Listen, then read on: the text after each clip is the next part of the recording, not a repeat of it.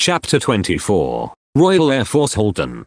Not long after the formation of the R.A.A.F. on the 1st of April, 1918, the Great War, World War I, came to an end, and with the end of hostilities, thought was given to the future structure of the service. Marshal of the Royal Air Force, Lord Trenchard, known as the father of the Royal Air Force when Chief of Air Staff, initiated two great training institutions. The R.A.A.F. College at Cranwell was established to provide highly trained professional officers and also to train them as pilots. A school of technical training was also established at R.A.F. Halton in Buckinghamshire. The school was formed to train the future engineers for the maintenance of all service aircraft. They were to provide a cadre of first-class technicians, in the non-commissioned ranks up to warrant officer. Over the years, Halton has provided thousands of such aircraft engineers who have earned a reputation in technical skills, second to none. Throughout the aviation world, one will find Halton trained men. Many overseas air forces, especially in the Commonwealth, have had their aircraft technicians trained at Halton. Throughout the service they were, and still are, referred to as brats rather than apprentices, although the term is now used affectionately. R.A.F. Halton was a very large, well-established camp when I went there. Apart from the apprentice training school, there was a big R.A.F. hospital housed on the camp, also with a fine reputation. Halton Camp was just on the outskirts of the village of Wendover, in Buckinghamshire on the edge of the Chiltern Hills. In fact, the wooded hills provide a backdrop to the camp, also adjacent to, and part of the camp is a magnificent park area, encompassing playing fields, an airfield, married quarters and even a small golf course. Within the grounds is the magnificent Halton House, which is the officers' mess, a former home of the Rothschild family, who gave it to the R.A.A.F. It is a place steeped in Rothschild history. Halton is 7 miles from the Assizes town of Aylesbury and 5 miles from the town of Tring, with London some 30 miles away. It is a beautiful part of England to be stationed, with a good mix of urban and rural life. On my return from Singapore we stayed with our old friends, the Cowisons, until we moved into a quarter at Halton. I well remember my return to UK on the Sunday morning. I played my last game of golf at Changi in the intense heat before flying out that night. 48 hours later I was in St Ives in Huntingdonshire. I played golf again one morning a few days later and the frost was still on the greens. It was October and I was truly back in England. It was the herald of a very cold winter. Needless to say, my Singapore tan did not last long.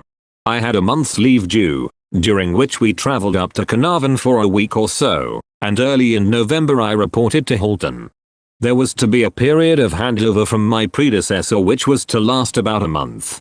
This was designed to enable me to see the full process leading up to a graduation parade and other ceremonies for one of the groups of apprentices on completion of their 3-year period of training. The graduation ceremony was a major function and the parade was always reviewed by a high-ranking VIP. Fortunately, the really bad weather which came later held off until Christmas.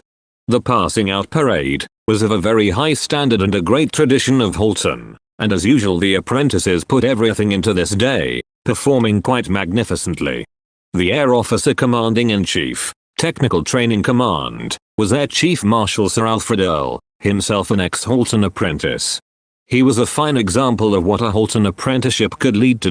The Air Officer Commanding No. 24 Group, Air Vice Marshal Norman Corlett, was also an ex-apprentice. The Commandant of Halton was Air Commodore Bruce Robinson, who I instantly took a liking to. He had a fine military bearing and appearance and was a person of great integrity, humor and charm. I was to command one of the 2 senior wings, No. 2 Wing. The 3rd wing was the junior wing where apprentices spent their first year, with their 2 remaining years spent in Numbers 1 or 2 Wing. Great rivalry existed between the wings, especially the 2 senior wings, with the apprentices wearing caps with a colored headband to denote which wing they belonged.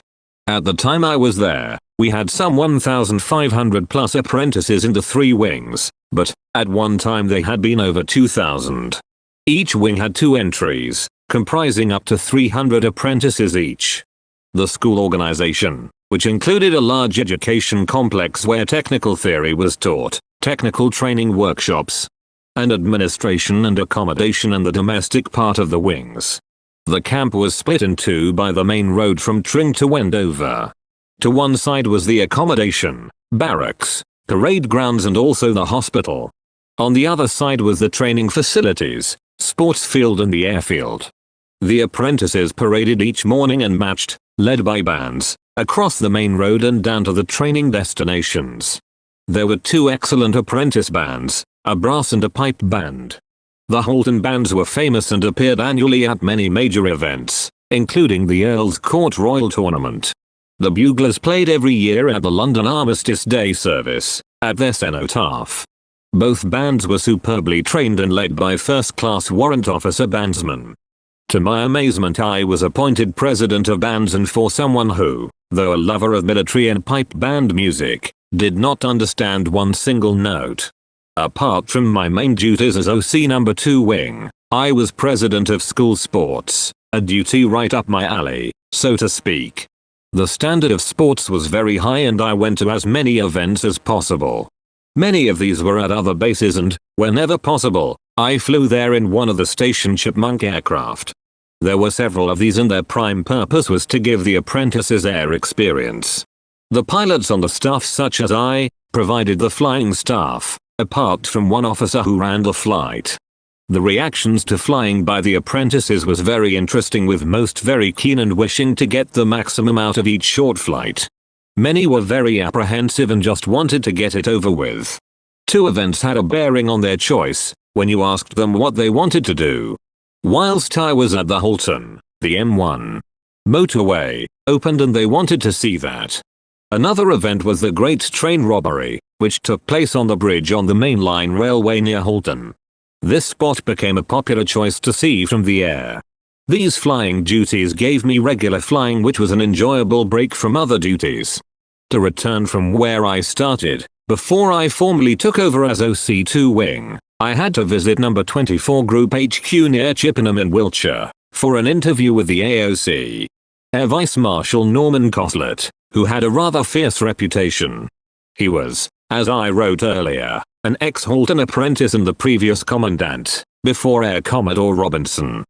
Corlett was fiercely proud of Halton, and rightly so, and he wanted to ensure that it was staffed by officers who felt likewise. This had not always been the case, and the AOC was determined to veto appointments for officers that, in his view, would not measure up. I approached the interview somewhat apprehensively, but the interview went well and I listened carefully to his advice on the way to approach my task. He gave me quite an insight into the apprentice's mind and how to best handle them. I promised him to give my duties my best shot, and decided to really make it a job that I would dedicate myself to doing as well as possible. He did give me one special hope, and then he told me he was trying to ensure that officers who did well at Halton got recognition accordingly, especially in their next posting. That was a nice carrot to dangle. The 93rd entry passed out and Christmas 1961 came along. My predecessor, a New Zealander, left for his new post, and I took command of No. 2 Wing. The weather was to play quite a part in the next 3 months, because on Boxing Day it snowed all day and night, turning the beautiful parkland into a fairy tale Christmas scene. The snow lay for 3 months, regularly topped up by more snowstorms. The apprentices could not use the parade grounds, as they were a sheet of snow and ice, so they did their drill inside large hangars or sheds. Living became difficult as we spent a great deal of time clearing snow from the roads and paths. Our quarter was up a hill and at one stage the coal trucks could not get up to deliver supplies. My next door neighbor, squadron leader at Bill Drinkle, and I would make trips into Wendover to collect bags of coal to keep us going. We also used a nearby wood to get the firewood to help out. Bill Drinkle and his wife, Sally, were really fine people and excellent neighbors. He was a former bomber pilot with the DFC and she was an ex-R.A.A.F nursing sister. Bill was one of the most dedicated officers serving at Halton, who would eventually be awarded an NBE for his efforts. The apprentices made good use of the snow for entry snowball battles, and the golf course became a ski and toboggan slope, with all sorts of ingenious types of toboggans and sleighs made by the apprentices. The snow was to lay up until the end of March in one of the coldest winters on record. Not long after I got to Halton, I was sent on a week's course at a civilian establishment, specializing in training people dealing with youth organizations. It was well run and I learned a great deal from the course, especially about the problems of modern teenagers and how to help them get over them. We even went to a local disco and met a number of youngsters. I had previously formed a rather poor view of the youth of the day and felt standards were dropping, but Halton changed my mind, for I soon found that I was serving with over 1,000 excellent young men. They came into the college, from all walks of life, at the age of about 15 to 17. After 3 years the change was amazing as they grew up quickly from puny youth to strong and able young men in most cases. One learned an awful lot when interviewing them for good or bad behavior. It was of considerable interest to me that problems in work or discipline usually resulted from some sort of problem at home, often taking a lot of dragging out. In many cases the ex-service father had made the boy come into the R.A.A.F against his will. In the majority of cases, fortunately, with care and, when necessary, a firm hand, we sorted them out. As a disciplinarian, I made it be known that I would brook no nonsense. My policy became known to the boys as firm but fair. If I promised them something good as a reward, I made sure they got it. If the reverse, I stuck to that promise too, and it worked. Towards the end of each entry's 3 years we recommended outstanding apprentices for commissions. These were in aircrew or ground branches and meant that the successful boys went on from Halton as officer cadets. These interviews were very encouraging as we were able to talk at length with the very best boys we had helped produce. It was indeed quite inspiring and rewarding, as so many of these young men went on to very successful service careers. Once again in my career, I found sport a great way to get to know men with whom I served. As president of sports I attended as many sporting events as possible, which usually meant foregoing my own sport to watch apprentice teams playing often on cold winter afternoons. This helped me get to know so many of the boys so much better, in the least formal atmosphere of sporting events. As regards to my own sport, I played hockey and soccer for intersection teams and like the former, for R.A.A.F Halton at times. I also was able to get a regular round of golf. My group captain was a taciturn Scot, who was rather hard to get on with. Early in the piece I just about had enough of him badgering me, so I let fly at him over the phone. He called me down to his office and gave me a right roasting. 2 days later he phoned me up on the Thursday morning and said, "George, how about a game of golf this afternoon?" I accepted and we played at the lovely Ashridge course, where the officers' mess had block membership. I never looked back and regularly each week we would have a game. The commandant, Bruce Robinson, was an excellent low handicap golfer and he often joined us. It all helped to cement good relationships and we in fact became a very good working team as a result. About the time the snow melted in 1962 a passing out parade was due, but not in my wing. It was touch and go as to whether it would clear in time to hold the parade on the main parade ground. Fortunately, it did in time for the apprentices to rehearse outside. It was a very cold day in April, just before Easter, when the parade was reviewed by General Sir William Pike, Chief of General Staff. It was a number 1 wing parade, so none of my entries were involved. Soon after Easter a change in organization was announced. As part of defense economies, the number of apprentices on each entry was reduced. The service wings were to be commanded by squadron leaders, and I was to take over an overall command of the senior wings, in a new appointment, namely, officer commanding senior entries. I would therefore have responsibility for both the wing staff and over 1,000 apprentices. My 2-wing loyalty had to go and I had to remain neutral and fair to both wings. I handed over 2-wing to a chap who became my next door neighbor, one squadron leader Brian Collins and his New Zealand-born wife Liz, who became close friends over many years. During the rest of my time at Halton a few more historic events occurred. It was decided, due to overall service manpower shortage, to task Halton with providing personnel for state visit ceremonial duties. Previously, the hard-pressed operational stations had provided these contingents, but it was considered that the senior apprentices at Halton were good enough in turnout and drill to represent the R.A.A.F in this vital ceremonial role. I was to be in command of the contingent when on ceremonial parades, whose main task was lining the route along Whitehall, from Trafalgar Square to Parliament Square. It would take some 900 apprentices, commanded by officers from the wing staff, to meet the requirement. We commenced an intense program of training. One bonus was that the apprentices were all issued with a new uniform, to be held in reserve especially for these parades. R.A.F. bands would provide the marching music. I went for special sword drill training with the Queen's Colour Squadron. The R.A.A.F. regiment unit carrying out honor guards and the other main ceremonial duties for the R.A.A.F. after this training I then helped train other Halton officers. Part of my duties was to attend briefings at the headquarters London District on Horse Guards Parade, which were conducted by the Brigadier Chief of Staff. London District plus all the senior household brigade officers of the Guards regiments who were also to be on parade. It was indeed, for me, fascinating to be part of London's great ceremonial events. It filled a life's ambition, for ever since a child I had wanted to be a king's or queen's soldier on parade for the monarch. Now, not only was I to be on parade, I was to be in command of my service contingent. It was a great honor and one that just made my life at Halton. The first state visit was scheduled and we carried out the final rehearsals at Halton. The apprentices and my staff officers were as keen as mustard to represent the R.A.A.F. and Halton to the best possible standard possible. I decided on a special ploy. At the end of the final rehearsal, I addressed all the apprentices, telling me of the importance of the occasion. I told them that, on the morning of the parade, I would not inspect them and that I was putting them on trust to be impeccable in their turnout. I told them that I knew they would not let me down.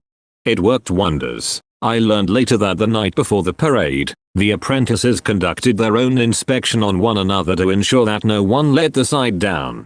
I was immensely proud of them all. Came the great day and we all set off in a convoy of cars and coaches. I was accompanied by my senior flight commanders and my warrant officer, Dowie Baker. We had a Metropolitan Police motorcycle escort who steered us direct route to Horse Guards Parade from Halton. The journey, which would normally take an hour and a half at least, took only 40 minutes as the police outriders sealed off the route for fast movement of our convoy. We all felt very important. The occasion was to be the state visit of the King and Queen of Hellenes, Greece. We duly formed up on Horse Guards Parade and I took over command, having the Halton and Queen's Colour marched on, then ordering the route lining contingent to move out into Whitehall. I led the contingent out past lifeguard sentries and out into Whitehall. I felt immensely proud as I marched down Whitehall, past the crowded pavements. My fixed position was at the head of the contingent, at the edge of Parliament Square, and I was amazed at how many times one was photographed. Of course, it was essential to show no reaction to this endless activity, but I now understood what household brigade sentries have to put up with. The various parties came past after we formed up, including the Chief of Staff, London District Brigadier Sir Harry Green, resplendent in Guards uniform and plumed hat, on horseback. He was accompanied by his bare-skinned adjutant, a major in the Welsh Guards. The police cars warning of the approach of the royal contingent came through and we went to the present arms.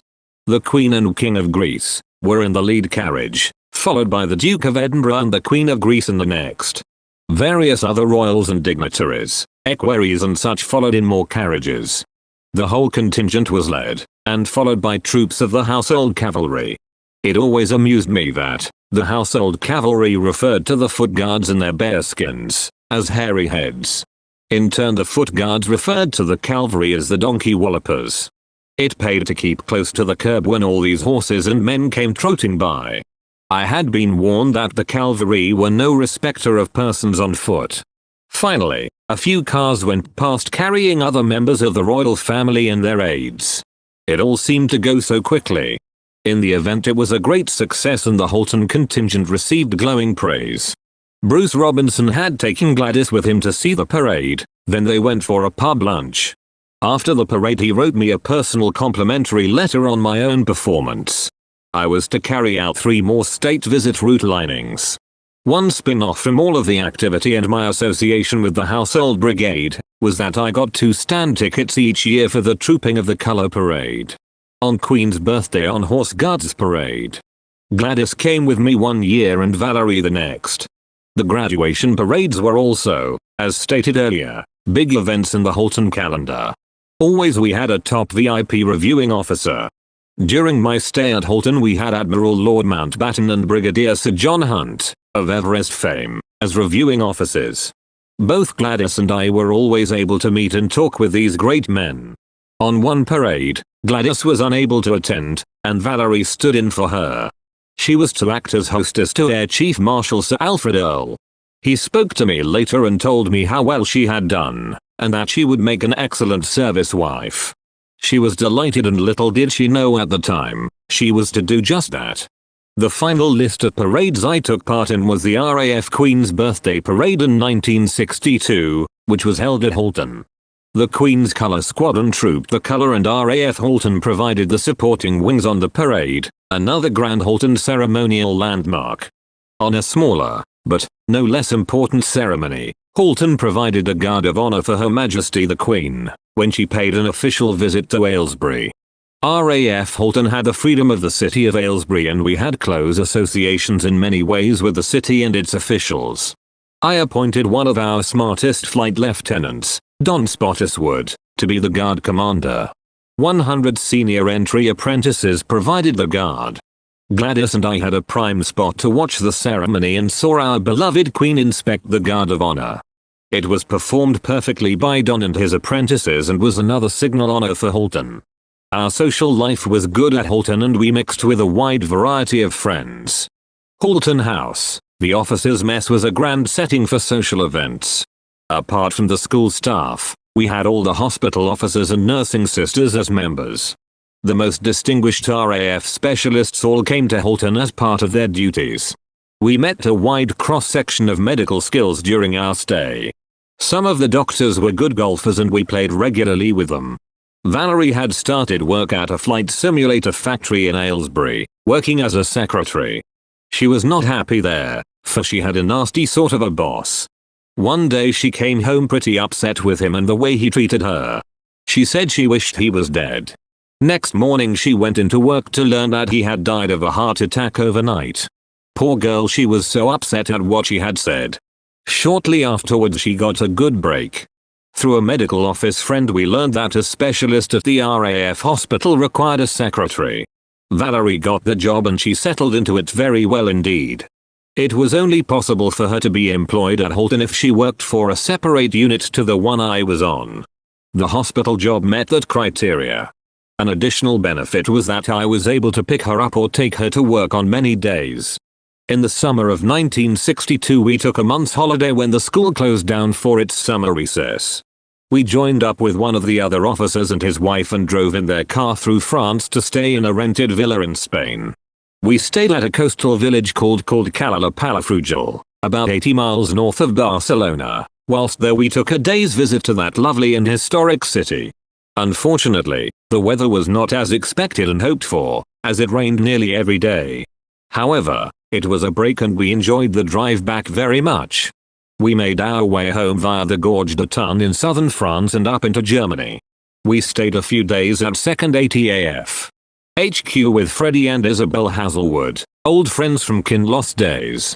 Freddie was now Group Captain Operations at the HQ. From Germany we drove to Eindhoven, staying again with friends for the night before taking the boat back to Dover.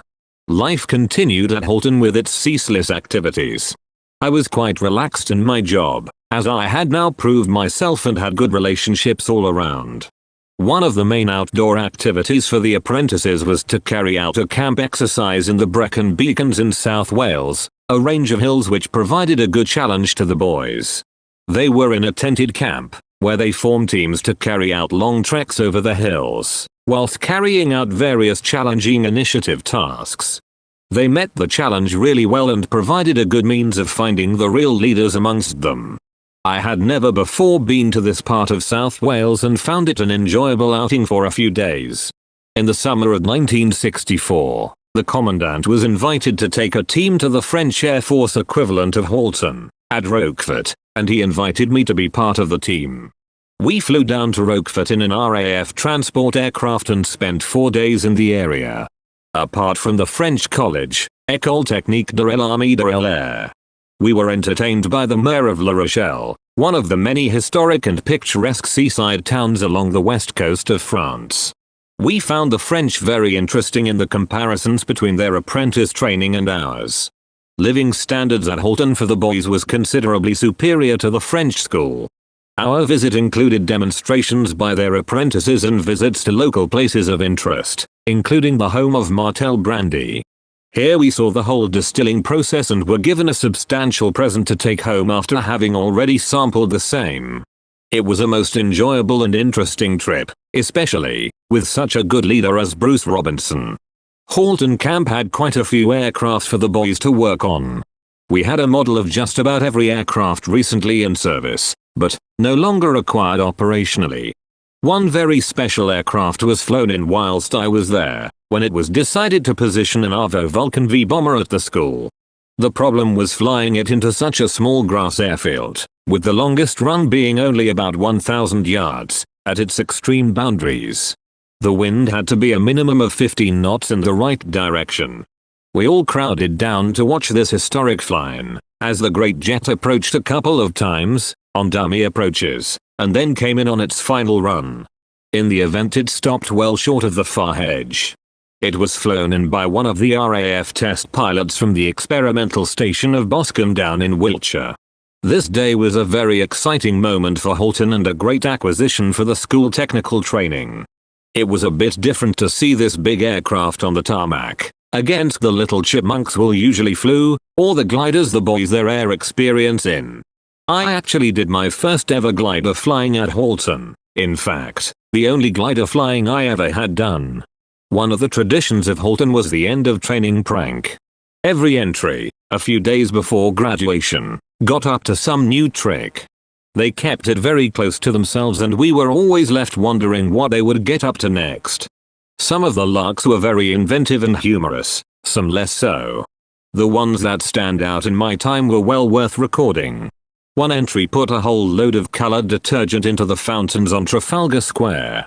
As the colored frothy mix rose up from the famous fountains it caused quite a stir, literally.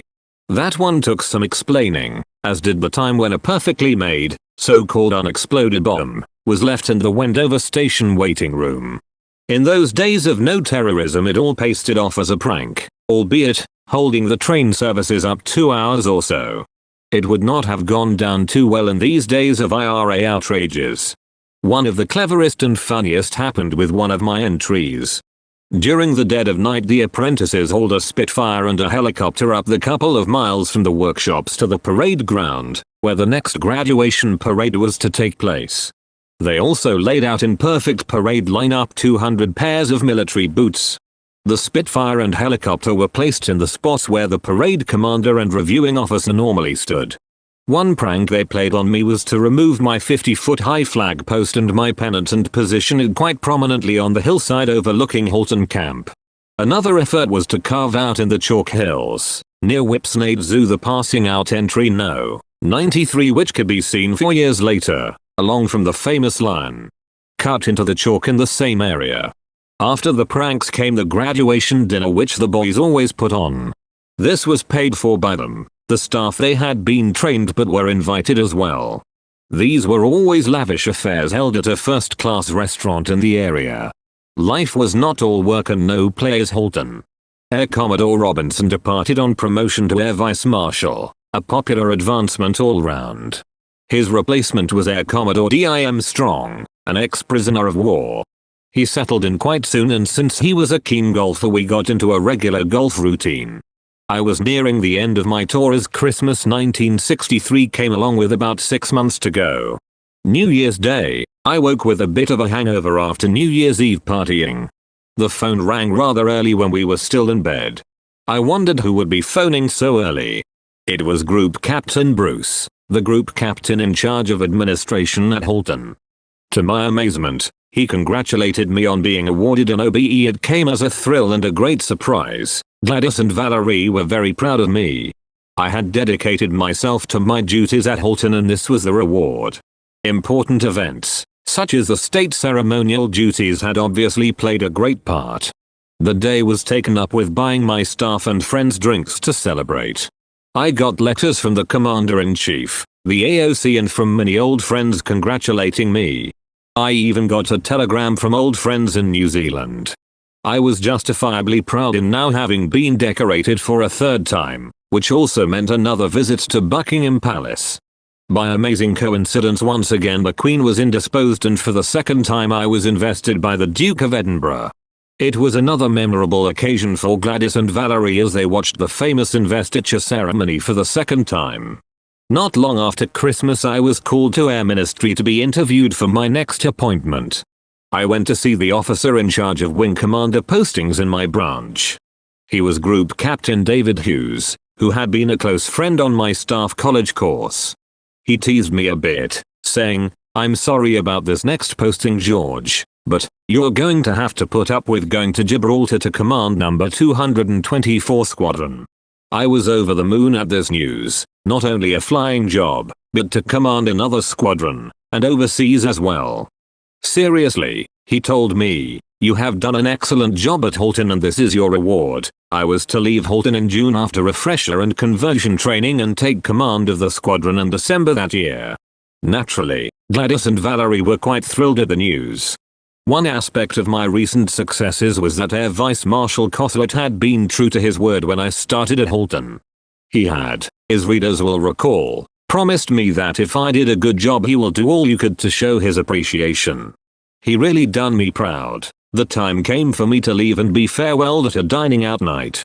After dinner the two Halton apprentice bands gave a display and Air Commodore Strong invited me to join him on the reviewing base. It was a proud moment and my time at Halton remains a fond memory. Initially, I had approached it with some trepidation, but, by meeting the challenge I felt made a silk purse out of a sew's ear. Gladys and Valerie were to be able to stay in our quarter at Halton whilst I did my training.